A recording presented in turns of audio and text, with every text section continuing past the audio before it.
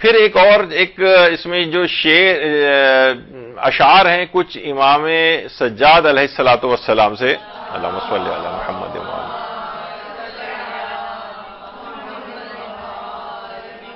اس میں آخری شعر ہے کہ یفرح ھذا الورى بعیدہم ونحن اعیادنا ماتمنا،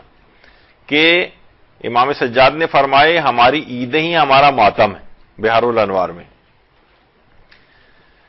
ہماری عیدیں، لوگ اپنی عیدوں کی خوشیوں میں خوش ہیں، خوشی و مسرت میں ہیں، اور ہماری عیدیں ہمارا ماتم ہے۔ اس کے اندر بھی دیکھیے، ابھی تو ہم آگے چل کے اس پہ ڈسکس کریں گے، پہلے چلیں ڈسکس کر لیتے ہیں۔ یہ بھی ایک پوسٹ ہے جو اس طرح سے پھیلائی گئی ہے، ہماری عیدیں ہمارا ماتم ہے۔ اچھا، یہ لکھا ہے امام محمد باقر نے فرمایا، جبکہ یہ چوتھے امام نے کہا ہے، اور نیچے والا کیونکہ ہم اپنا حق غیروں کے پاس دیکھتے ہیں، یہ پانچویں امام کا ہے۔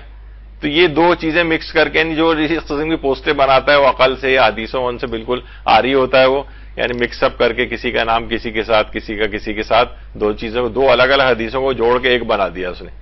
خیر، تو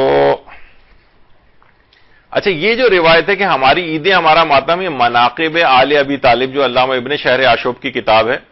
یہ اس کی روایت ہے۔ اور علامہ مجلسی نے بھی بحار الانوار میں اسی ابن شہر آشوب کی کتاب سے نقل کی ہے، یعنی اصل مصدر کتاب کا وہی ایک ہی ہے، مناقب آل ابی طالب۔ اچھا، اس کے اندر بھی علامہ مجلسی نے بھی بہار کے اندر لکھا ہے کہ وَيُرْوِي لَهُ علیہ السلام، ان سے روایت کی گئی ہے۔ اچھا، ایک چیز آپ کے اپنی معلومات کے لحاظ سے ایک اچھی بات یہ ہے کہ جب بھی روایت میں یہ چیزیں آ جائیں، ایک صیغۃ التمریز کہلاتا ہے، صیغہ تمریز، تمریز مرض سے نکلا ہے، یعنی روایت جو ہے یہ اس کی سند میں کمزوری ہے، ضعف ہے، مریض ہے یہ روایت۔ مثلا یہ کب ہوتا ہے؟ یہ روایت کے شروع میں دیکھنا چاہیے کیا ہے۔ مثلا اگر شروع میں آ جائے روبیا یا یوروی، ذکرا، بلغنا، وردا، جا، نقلا وغیرہ، اس طرح کے الفاظ اگر روایت میں لکھے ہوں تو اس کا مطلب ہے کہ اس کی سلسلہ سند کمزور ہے، یعنی یہ کہیں پہ بھی روایت کے شروع میں لکھے ہوئے آ جائیں، جیسے کہ اس سے پہلے آپ نے اس کے اندر پڑھا کہ وہ یوروی لہو، روایت کی گئی ہے،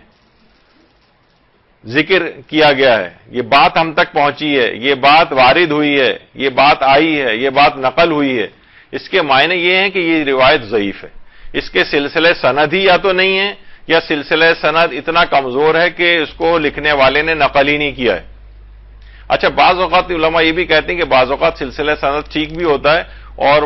جو بھی نقل کرنے والا ہے وہ اس کی اسناد کی بحث میں جانا نہیں چاہتا ہے، نہیں ٹائم بچانا چاہتا ہے، وقت بچانا چاہتا ہے کہ غیر ضروری ہم اس میں کیوں جائیں، کہ ثابت شدہ چیز ہے تو وہ کہہ دیتا ہے کہ ہاں یہ روایت میں ذکر ہوا ہے، وہ ایک الگ چیز ہے۔ لیکن جہاں صرف یہی اس لحاظ سے ہو کہ جہاں سلسلہ سند نہ ہو، کمزور ہو، تو وہاں پر یہ والی چیز آتی ہے۔ اس کا مطلب ہے کہ یہ بہار کے اندر بھی مناقب آل ابی طالب جس میں اکثر روایات ضعیف اور مراسیل ہیں۔ اچھا، ایک اور بھی بات بتا دوں روزے کے حوالے سے، جس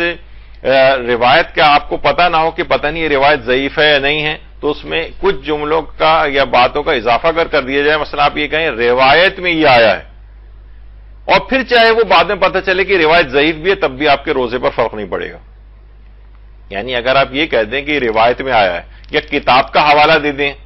مثلا یہ نہ کہیں کہ کتاب میں آیا ہے لیکن کتاب کا حوالہ دے دیا جائے، تو بھی آپ کا روزہ بچ جاتا ہے، کیونکہ بہت سی چیزیں جن میں آپ کو پتہ نہیں ہوتا کہ روایت ضعیف ہے یا نہیں ہے،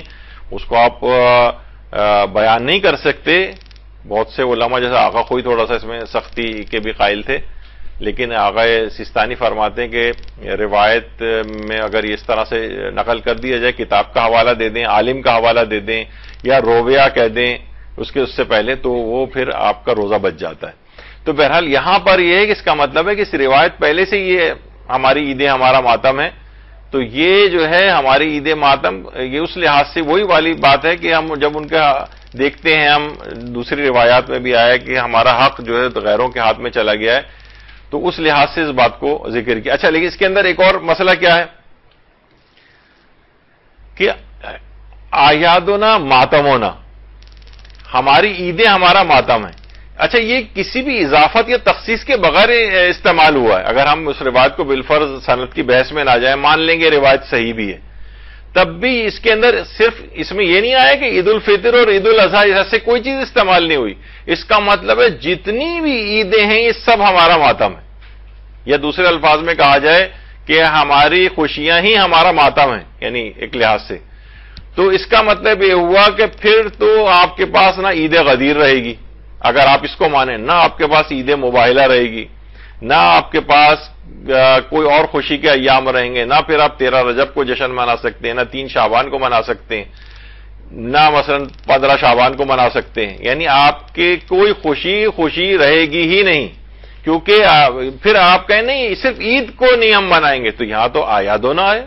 یہاں تو جمع کا صیغہ آیا ہے اور کوئی تخصیص بھی وارد نہیں ہوئی ہے کہ عید الفطر یا عید الاضحیٰ کی بات ہو رہی ہے. اس کا مطلب یہ ہوا کہ اس میں تمام عیدیں شامل ہو جائیں گی، پھر کوئی سی بھی خوشی کی دن 13 رجب بھی نہیں منا سکتے آپ، یہ جو آپ بڑھ کے نہ عید زہرہ منا سکتے ہیں، نہ عید غدیر منا سکتے ہیں، نہ عید مباہلہ منا سکتے ہیں. عید غدیر کے متعلق خود پیغمبر اکرم سے روایت ہے، اس میں بھی دیکھیں رویان رسول اللہ اللہم صلی علی محمد و آل محمد. عمالی شیخ صدوق کی روایت ہے کہ یوم غدیر خمن افضل اعیاد امتی، یعنی یہ عید غدیر کا دن میری امت کی افضل ترین عیدوں میں سے ہے، افضل تمام عیدوں میں سب سے افضل ہے. تو خود پیغمبر اکرم سے روایت یہ آ رہی ہے کہ یہ عیدوں میں سب سے افضل ہے. اس کا مطلب عیدیں پائی جاتی ہیں نا، ورنہ پیغمبر کو نقل کرنا ہی نہیں چاہیے تھی یہ چیز. اور امام سے بھی جو ہے یہ پوچھا تھا کہ یہ جو عید غدیر کے متعلق تو امام نے کہا تھا ہاں اب جتنی بھی اور عیدیں ہیں، حتیٰ کہ عید غدیر یہ جو عید الفطر ہے، عید الاضحیٰ ہے، اس سے بھی زیادہ عظمت اور شرف کی حامل ہے عید غدیر، کیونکہ اس دن کو امیر المومنین کا نصب کیا گیا تھا، ان کو بطور امیر المومنین کے نفاذ ہوا تھا اس چیز کا. تو بہرحال یہ کہ خود امام نے کہا کہ یہ تمام عیدوں میں سب سے زیادہ عظمت اور شرف رکھتی ہے، بلکہ ان عیدوں سے بھی زیادہ شرف رکھتی ہے. تو اس کا مطلب یہ ہو کہ عیدیں ہیں یہ چیزیں. اور چھٹے امام فرماتے ہیں کہ رسول اللہ نے فرمایا تھا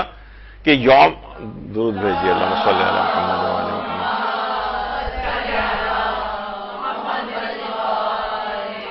کہ یوم غدیر خم میری امت کی تمام عیدوں میں سب سے بہتر ہے.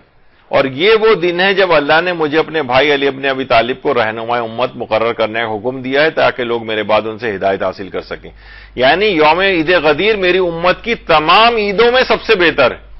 عید قرار دیا ہے نا رسول اللہ نے عید غدیر کو، اور آپ کہہ رہے ہیں کہ چوتھے امام نے مثلا یہ فرمایا کہ تمام عیدیں ہمارا ماتم ہے، تو پھر تو عید غدیر بھی اس کے اندر شامل ہو گئی ہے، کیونکہ اس میں امام نے الگ سے کچھ نہیں کہا اور بالکل جمع کا صیغہ استعمال ہوا ہے. اور یہ ہمیشہ سے مسلمانوں تک کے اندر، یہ صرف شیعوں کی نہیں تھی، بلکہ البیرونی نے جو اپنا کتاب لکھی ہے الآثار الباقیہ، اس میں عید غدیر کو ان عیدوں میں شمار کیا جن میں تمام مسلمان خوشیاں مناتے تھے اور اہتمام کرتے تھے. یہ بعد میں جب تعصبات بہت بڑھتے چلے گئے اور بہت یہ والی نوبت آ گئی جو آج کل نظر آتی، اس میں پھر عام مسلمانوں نے یا جو فساد انگیز جو علماء تھے دیگر فقہوں کے، انہوں نے جو ہے اس کو بالکل منانا ترک کیا. لیکن یہ چیز ہمارے ہاں جو ہے وہ باقی رہی ہے. صرف ابن خلقان اور ابو ریحان البیرونی نے ہی اس دن کو عید کا دن نہیں قرار دیا ہے، بلکہ اہل سنت کے مشہور عالم سالبی نے بھی شب عید غدیر کو امت مسلمہ کے درمیان مشہور شبوں میں شمار کیا. تو بہرحال یہ کہ عید غدیر، یہ پھر آپ کو عید غدیر بھی نہیں منانی چاہیے.